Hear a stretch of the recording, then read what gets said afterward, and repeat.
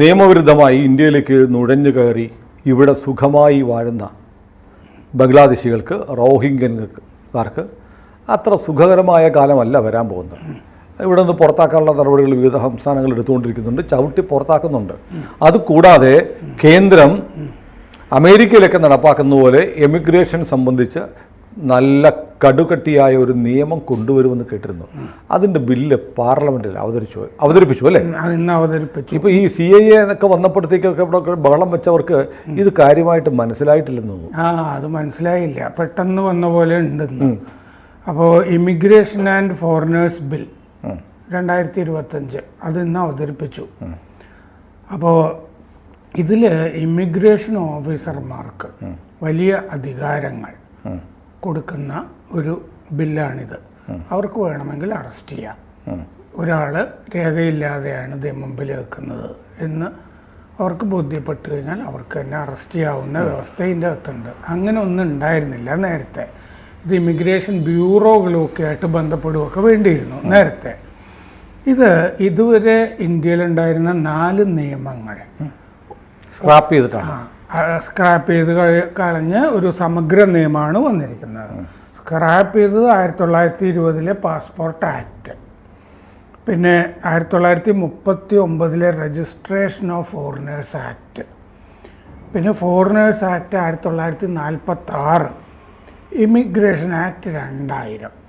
ഇതിൽ ഈ 3 ആക്ടുകൾ ബ്രിട്ടീഷ് ഭരണകാലത്ത്, പ്രത്യേകിച്ച് 2ാം ലോകയുദ്ധം ആ കാലം, അതിനെ തുടർന്നുള്ള കാലം, ആ സമയത്തൊക്കെ ഉണ്ടാക്കിയ അന്ന് പ്രസക്തമായിരുന്ന കാര്യങ്ങളൊക്കെ വെച്ചിട്ടുണ്ടാക്കിയതാണ്. ഈ യുദ്ധാനന്തര സാഹചര്യങ്ങളൊക്കെ കൈകാര്യം ചെയ്യാൻ വേണ്ടി ചെയ്തതാണ്. ആദ്യത്തെ 3 ബ്രിട്ടീഷ് ആക്റ്റാണ്. അതെല്ലാം കൂടി ഇപ്പോൾ മാറി ഒറ്റ ആക്റ്റായിട്ട് വരുന്നു. ഇതിൽ ഇനിയിപ്പോൾ എങ്ങനെയൊക്കെ ആളുകളെ പുറത്താക്കാം, ഡിപ്പോർട്ട് ചെയ്യാം, എങ്ങനെയൊക്കെ ഇവർക്ക് കുടിയേറാം, അനധികൃത കുടിയേറ്റമാണെങ്കിൽ എങ്ങനെ കൈകാര്യം ചെയ്യാം, രേഖകളില്ലെങ്കിൽ, മതിയായ രേഖകളില്ലെങ്കിൽ എങ്ങനെ ചെയ്യാം, അതുപോലെ ഇവരെ മതിയായ രേഖകളില്ലാതെ ഇവരെ കൊണ്ടിരുന്ന വാഹനം ഉണ്ടല്ലോ അതും വേണമെങ്കിൽ ജപ്തി ചെയ്യാം. വിമാനം ആണെങ്കിൽ പോലും ജപ്തി ചെയ്യാം. ഇതിൻ്റെ അകത്ത് 6 അധ്യായങ്ങളും 35 വ്യവസ്ഥകളാണ്. അതിൽ പ്രധാനമായിട്ടും ഉള്ളത് ഇതിലിപ്പോൾ ആശുപത്രികൾ, യൂണിവേഴ്സിറ്റികൾ, ഇതൊക്കെ ഇതിൻ്റെ പരിധിയിൽ വരുന്നുണ്ട്. നഴ്സിംഗ് ഇൻസ്റ്റിറ്റ്യൂഷൻസ്, വിദേശികൾ വന്ന് പഠിക്കുകയാണെങ്കിലുമൊക്കെ അവരെയൊക്കെ വേണ്ട രീതിയിൽ നിരീക്ഷിക്കുക, എന്താണ് ചെയ്യുക എന്ന് നോക്കുന്നത്. രേഖയില്ലാതെയാണ് ഇതൊക്കെ ചെയ്യുന്നത്. അപ്പോൾ യൂണിവേഴ്സിറ്റികളോ ആശുപത്രികളോ ഒക്കെ ഒരു നിയമത്തിൻ്റെ കീഴിൽ ഈ ഫോറിനേഴ്സിനെ കൈകാര്യം ചെയ്യുന്ന നിയമത്തിൽ വരുന്നത് ആദ്യമാണ്. 180 ദിവസം രജിസ്റ്റർ ഫോറിനേഴ്സ് ഓഫീസിൽ രജിസ്റ്റർ ചെയ്യണം. 180 ദിവസത്തേക്ക് വരുന്നവർ. 180 ദിവസം എന്ന് പറഞ്ഞ പരിധിയുണ്ട്. അത് അവധി ആഘോഷിക്കാൻ വരികയാണെങ്കിലും 180 ദിവസം എന്നുണ്ട്. ഫോറിനേഴ്സ് ഓഫീസ് അത് അറിഞ്ഞിരിക്കണം. പിന്നെ ഈ ഫോർജ്ഡ് ഡോക്യുമെൻ്റ്, വ്യാജരേഖ ആണ് ഇവരുടെ കയ്യിലുള്ളതെങ്കിൽ 7 വർഷം, 2 മുതൽ 7 വർഷം വരെ തടവ്, 1 ലക്ഷം മുതൽ 10 ലക്ഷം രൂപ വരെ പിഴ. പാസ്പോർട്ടും വിസയും ഇല്ലാതെയാണ് വരുന്നതെങ്കിൽ 5 ലക്ഷം രൂപ പിഴ, അതിനനുസരിച്ചിട്ടുള്ള തടവ്. ഓവർ സ്റ്റേ, ട്രസ്പാസിങ്, നുഴഞ്ഞുകയറ്റം, കൂടുതൽ കാലം താമസിക്കുന്നത് വിസ കഴിഞ്ഞ്, അതിന് 3 വർഷം വരെ തടവ്, 3 ലക്ഷം രൂപ വരെ പിഴ. പിന്നെ ഈ വാഹനങ്ങൾ കണ്ടുകിട്ടും എന്ന് പറയുന്നുണ്ടല്ലോ, അവിടെ 5 ലക്ഷം രൂപ പിഴയും കൂടി ഈടാക്കാം എന്ന് ഈ നിയമത്തിൻ്റെ അകത്ത് പറയുന്നുണ്ട്. അപ്പോൾ ഇതാണ് പ്രധാനപ്പെട്ട അതിലെ വ്യവസ്ഥകൾ വരുന്നത്. ഇറിഗേഷൻ ആൻഡ് ഫോറിനേഴ്സ് ബിൽ എന്ന് പറഞ്ഞാൽ അവതരിപ്പിച്ചത്. ഏതായാലും നമ്മുടെ രാജ്യത്ത് ഏതാണ്ട് 10 കോടിയോളം ആളുകൾ നിയമവിരുദ്ധമായി നമ്മുടെ രാജ്യത്ത് നുഴഞ്ഞു കയറി ഇവിടുത്തെ പൗരന്മാരാണെന്ന് ഭാവിച്ച് താമസിക്കുന്നുണ്ടെന്നാണ് പറയുന്നത്. കാരണം ഇന്നലെ നമ്മുടെ എറണാകുളം ജില്ലയിൽ പെരുമ്പാവൂർ ഒരു ആധാർ ഫാക്ടറി പിടികൂടി. ഉവ്വ്. ആ വ്യാജമായി ആധാർ കാർഡ് ഉണ്ടാക്കുന്നു, പലർക്കുണ്ടാക്കി കൊടുക്കുന്നു, ഒരു ഫോട്ടോ വെച്ച് പലതുണ്ടാക്കുന്നു. അങ്ങനെ ഒരു കേന്ദ്രം പെരുമ്പാവൂരിലെ ബസ് സ്റ്റാൻഡിനടുത്തുള്ള ഷോപ്പിംഗ് കോംപ്ലക്സ് പിടിച്ചു. എന്നിട്ട് ഇത് നടത്തുന്നത് ഹാരിസുൽ ഇസ്ലാം, അവനും റെയ്ഹാനുദ്ദീൻ എന്ന് പറയുന്ന മറ്റൊരുത്തരും കൂടിയാണ് നടത്തിക്കൊണ്ടിരിക്കുന്നത്. ഗവൺമെൻറ് ഓഫ് ഇന്ത്യക്ക് ബദലായിട്ട് ഇവൻ ആധാർ അടിച്ചു കൊടുക്കുകയാണ് വരുന്നവർക്കെല്ലാം. കേരളത്തിൽ തന്നെ ഏറ്റവും കൂടുതൽ അന്യസംസ്ഥാന തൊഴിലാളികൾ താമസിക്കുന്ന ഒരു സ്ഥലമാണ് പെരുമ്പാവൂർ. എല്ലാ ക്രിമിനലുകളും, എല്ലാ തീവ്രവാദികളും, എല്ലാ ഭീകരന്മാരും, എല്ലാ അസാൻമാർഗികളും വന്ന് അടിയുന്ന സ്ഥലമാണ് പെരുമ്പാവൂർ. അവിടെ വരുന്നവർക്കെല്ലാം ബംഗ്ലാദേശി ആവട്ടെ, മ്യാൻമർ ആവട്ടെ, ഇവന്മാർക്കെല്ലാം കാർഡ് ഉണ്ടാക്കി കൊടുക്കുന്ന ഒരു കേന്ദ്രം പിടിച്ചു. എത്ര കേന്ദ്രങ്ങൾ ഇതുപോലെ ഉണ്ടാവും? ധാരാളം. കാരണം അവിടുന്ന് തന്നെ പിടിച്ചത് 250 രൂപയോ മറ്റോ. അപ്പൊ ഇതിന് മുമ്പ് ഉണ്ടാക്കി കൊടുത്തതൊക്കെയോ? അതെ, എത്ര പേരുടെ കയ്യിലുണ്ടാവും? അവിടെ തന്നെ വിതരണം ആളുകളുടെ നിന്ന് പൈസ മേടിച്ചിട്ട് കൊടുക്കാൻ വെച്ചിരുന്ന 250ഓളം വ്യാജ ആധാറുകൾ പിടിച്ചെടുത്തു. ഈ പേര് ശ്രദ്ധിക്കണം, മുദ്ര ശ്രദ്ധിക്കണം എന്ന് പറയുന്ന പോലെ പേര്, ഇതുണ്ടാക്കുന്നവന്റെ പേര് ഹാരിസുൽ ഇസ്ലാം, റെയ്ഹാനുദ്ദീൻ, ഇവനൊക്കെ എവിടുത്തുകാരാണെന്ന് അറിയണം. അന്വേഷണം നടക്കുന്നേ ഉള്ളൂ. ആസാമിൽ നിന്ന് വന്നതാണെന്ന് പറയുന്നു. ആസാമിൽ നിന്ന് വന്ന റോഹിംഗ്യനാണോ ബംഗ്ലാദേശിയാണോ എന്നറിയില്ല.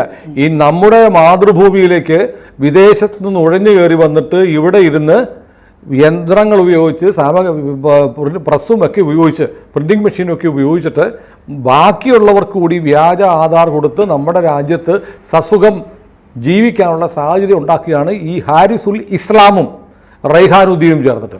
ബംഗാളിലാണെങ്കിൽ TMC തന്നെ ഇത് മുഴുവൻ ഉണ്ടാക്കി കൊടുക്കും, പാർട്ടി ലെവലിൽ പാർട്ടി ഓഫീസർ ഉണ്ടാക്കി കൊടുക്കും.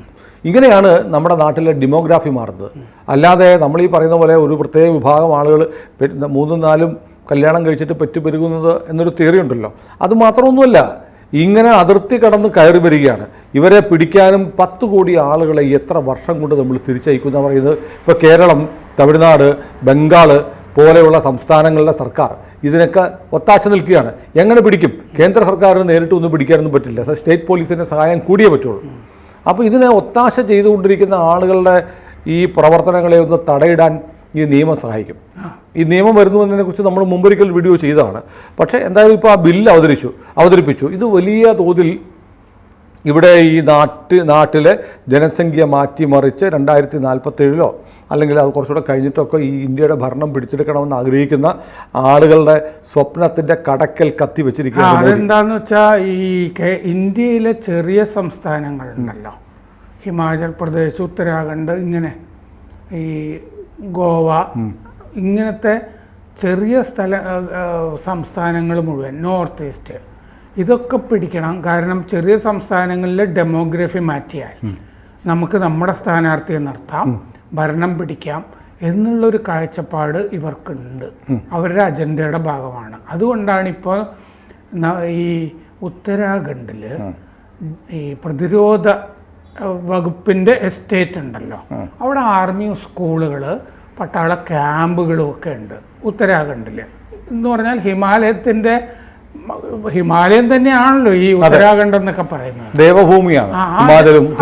അതെ, ആ ദേവഭൂമിയിൽ ഹരിദ്വാറിലുമൊക്കെ ധാരാളം മസറുകൾ പൊന്തുന്നത് 2023 മുതൽ ശ്രദ്ധയിൽപ്പെട്ടിട്ടുണ്ട്. 2023 1000 മസറുകൾ പൊളിച്ചു കളഞ്ഞു.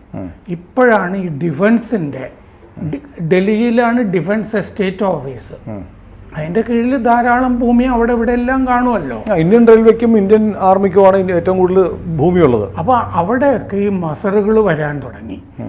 ഇപ്പോൾ കഴിഞ്ഞ ദിവസങ്ങളിലൊക്കെ ആണെങ്കിൽ ഹരിദ്വാറിലും ഉത്തരാഖണ്ഡിൻ്റെ മറ്റു പ്രദേശങ്ങളിലുമൊക്കെ ആയിട്ട് കുറേ പൊന്തി വന്നിട്ടുണ്ട്. ഇതിൽ കുറേ എണ്ണമൊക്കെ എടുത്ത് കളയുകയും ചെയ്തു. സാധാരണഗതിയിൽ മസർ എന്ന് പറഞ്ഞു കഴിഞ്ഞാൽ ഏതെങ്കിലും ഒരു വിശുദ്ധൻ, സൂഫി വര്യൻ്റെയോ മറ്റോ ഒക്കെ അടക്കിയ സ്ഥലമായിരിക്കും. ഇത് ഈ താൽക്കാലിക ഷെഡുകളിലാണ് വന്നിരിക്കുന്നത്. എന്നിട്ടൊരു പച്ച പുതപ്പ് ഇട്ടിട്ടുണ്ടാവും, പഴയതാണെന്ന് തോന്നിക്കാൻ. എന്നിട്ട് ഇത് വഖഫിൽ വെച്ച് അതിനോട് ചുറ്റുമുള്ള സ്ഥലം വഖഫിനായി, ആർമിയുടെ സ്ഥലം പിടിച്ചെടുക്കാനുള്ള പണിയായി. അപ്പോൾ അങ്ങനത്തെ പരിപാടികൾ അവിടെ ചെയ്യുന്നു. ഇന്ത്യയിലെ ചില റെയിൽവേ സ്റ്റേഷനുകളിൽ ഖബറുണ്ട്. ഞാൻ കഴിഞ്ഞ ദിവസം ഒരു വീഡിയോ കൊണ്ട് ഞെട്ടിപ്പോയി. റെയിൽവേ സ്റ്റേഷൻ്റെ ട്രാക്കിന് നടുക്കുമൊക്കെ ഖബറാണ്, പ്ലാറ്റ്ഫോമിൽ ഖബറാണ്. ഈ പരിപാടികൾ ഈ ഹിമാലയ സാനുക്കളിലൊക്കെ വരുന്ന ഹിമാചൽ പ്രദേശ്, ഉത്തരാഖണ്ഡ്, ഇതൊക്കെ പിടിക്കാനുള്ള ഭയങ്കരമായ അജണ്ടയുണ്ട്. ഹിമാചൽ പ്രദേശിൽ അതാണ് ആ മോസ്കിൻ്റെ കലാപവും കാര്യങ്ങളും ഒക്കെ പൊളിച്ചു മാറ്റി അവസാനം. അതെ, അത് പൊളിച്ചു മാറ്റി. ഇങ്ങനത്തെ പല പരിപാടികൾ ചെയ്തുകൊണ്ടിരിക്കുന്നുണ്ട് ഈ അനധികൃത കുടിയേറ്റം വഴി. ഇപ്പോൾ കൂടുതൽ സന്താനങ്ങൾ ഉണ്ടാക്കണം എന്നാണല്ലോ സ്റ്റാലിനും കൂട്ടരും ഒക്കെ പറയുന്നത്. പല സ്ഥലത്തും അങ്ങനത്തെ ആവശ്യങ്ങളും വരുന്നുണ്ട്. അങ്ങനെ സന്താനങ്ങൾ ഉണ്ടാകാത്ത സ്ഥലങ്ങളിൽ ഡെമോഗ്രഫി മാറ്റിയിട്ട് വോട്ടർമാരെ ഉണ്ടാക്കണമല്ലോ. സന്താനം ഉണ്ടായി വോട്ട് ചെയ്യുമ്പോഴത്തേക്ക് 10-18 വർഷം എടുക്കും, ഒരുപാട് കാലം എടുക്കും. അപ്പോഴൊന്നും സ്റ്റാലിനൊന്നും ഉണ്ടാവില്ല, ഈ കനിമൊഴിയൊന്നും. അല്ല, അതുകൊണ്ട് വളരെ പെട്ടെന്ന് ബംഗ്ലാദേശികളെയും റോഹിംഗ്യൻസിനെയും ഇങ്ങോട്ട് വിട്ടാൽ മതി. അതെ, അങ്ങനെ അതുകൊണ്ടാണ് ഇവർക്ക് ഇത്ര. ഇപ്പോൾ കശ്മീർ വാലിയിൽ മാത്രമല്ല, ജമ്മുവിൽ ധാരാളം കുടിയേറ്റക്കാരുണ്ട്. NGOകളാണ് സഹായിക്കുന്നത് എന്നുള്ളത് കണ്ടിരുന്നു. ഡൽഹിയിൽ 2 ആഴ്ച മുമ്പ് കുറേ പേര് പിടിച്ച് ഡിപ്പോർട്ട് ചെയ്തിട്ടുണ്ട്. അതൊക്കെ ആദ്യമായിട്ടാണ് ഈ ഡിപ്പോർട്ട് ചെയ്യുന്നു എന്നൊക്കെ നമ്മൾ കേൾക്കുന്നത്, ആളുകളെ പിടിച്ചിട്ട്. അസമിലും ഭാഗ്യത്തിന് അസമിൽ വളരെ ഗംഭീരമായി കാര്യങ്ങൾ നടക്കുന്നുണ്ട്. ആളുകളെ പിടിക്കുകയും പിന്നെ പല ഭൂപ്രദേശങ്ങളിലും ഇവർക്ക് സ്ഥലം കൊടുക്കാതിരിക്കുകയും അങ്ങനെ അതിനൊക്കെ റെസ്ട്രിക്ഷനും ഒക്കെ വരുന്ന നിയമനിർമ്മാണങ്ങളൊക്കെ നടക്കുന്നുണ്ട്. പിന്നെ അവിടെ CAA തുടങ്ങിയ സംഗതികളൊക്കെ വരുന്നുണ്ടല്ലോ,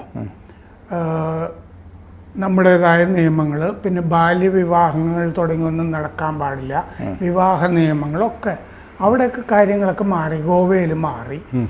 ഇനി ഈ 10 കോടി ആളുകളെ പിടിച്ച് പുറത്തേക്ക് കളയുന്ന പരിപാടിയാണ് നടക്കേണ്ടത്. കുറേയൊക്കെ കർശനമായിട്ട് നടക്കുന്ന ഒരു സ്ഥലം ഇപ്പോൾ ഉത്തർപ്രദേശാണ്. അതുകൊണ്ട് എന്ത് ചെയ്തു, ഉത്തർപ്രദേശിൽ നിന്ന് ചെറിയ സംസ്ഥാനമായ പഞ്ചാബിലേക്ക് കുടിയേറിയിട്ട് രക്ഷയില്ല, UP-യിൽ നിന്ന് പതുക്കെ പോവുകയാണ്. എന്നിട്ട് പഞ്ചാബ് എന്ന് പറയുമ്പോൾ അതിർത്തി പ്രദേശവും കൂടിയാണ്. അവിടെ ഭയങ്കരമായ നിർബന്ധിത മതം മാറ്റങ്ങൾ പഞ്ചാബിൽ നടക്കുന്നുണ്ട്. ഇപ്പോൾ അത് ജത്തേദാർ കഴിഞ്ഞ ദിവസം മറ്റേ സുവർണക്ഷേത്രത്തിൻ്റെ ശിരോമണി ഗുരുദ്വാര പ്രബന്ധകർ ആദ്യമായിട്ട് ഈ ജത്തേദാർ ഇതിനെതിരെ സംസാരിച്ച് ഇന്നലെ കണ്ടു. ഈ നിർബന്ധിത മതം മാറ്റം പഞ്ചാബിലെ ജനസംഖ്യയെ മാറ്റി തീർക്കുന്നു എന്ന് പറഞ്ഞ് ഇന്നലെ പറഞ്ഞിട്ടുണ്ട്. അവരിറങ്ങട്ടെ, അതിന് വേണ്ടിയിട്ട് അവരിറങ്ങണം. അവർ കുറെ കാലമായിട്ടും ഉണ്ടായിരിക്കുകയായിരുന്നല്ലോ. ആപ്പിൻ്റെ ഭരണവും നടക്കുന്നു, ഈ വലിയ കുടിയേറ്റങ്ങൾ അവിടെ നടക്കുന്നു. ഹരിയാനയും ചെറിയ സ്ഥലമല്ലേ, അവിടെയും ഇതുപോലെ കുടിയേറ്റങ്ങൾ നടക്കുന്നുണ്ട്. ഇത്തരം സ്ഥലങ്ങളിലൊക്കെ നന്നായിട്ട് കുഴിച്ച് നിങ്ങളെയൊക്കെ പിടിച്ച് പുറത്തേക്ക് കളയേണ്ട ആവശ്യമുണ്ട്. അതിന് ഈ നിയമം ഉപകാരപ്പെടും. അതെ, കേരളത്തിലെ ഇടതുപക്ഷക്കാരും സുഡാപ്പികളൊന്നും ഇതേക്കുറിച്ച് മനസ്സിലാക്കി പണിയാണ്, 8ന്റെ പണിയാണ്. കൂടുതൽ വാർത്തകളും വിശേഷങ്ങളും നിങ്ങളിലേക്ക് എത്താൻ ABC മലയാളം സബ്സ്ക്രൈബ് ചെയ്യുക, ബെൽബട്ടനും അമർത്തുക.